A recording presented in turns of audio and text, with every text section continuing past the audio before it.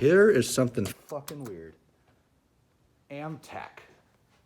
This is actually a fucking Amtech.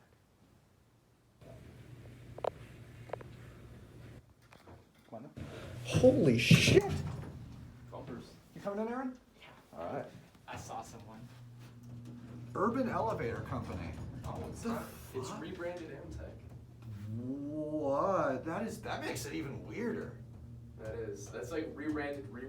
Yeah, that's like It's like a triple rebrand. dude, what the hell? That's sick. Bro, this is actually like, I want to know the story behind this. Are we gonna stay in?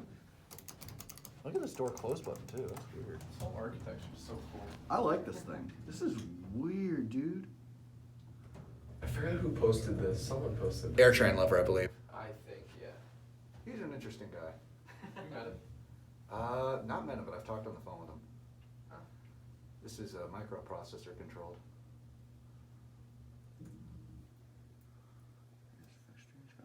Were we on lower level? No, we're going with one. This is weird, dude. What's with the Ethernet thing? What is that for? Like, It's a phone line. Yeah, that's a phone line. oh, it makes sense. Yeah, the phone handle. Yeah.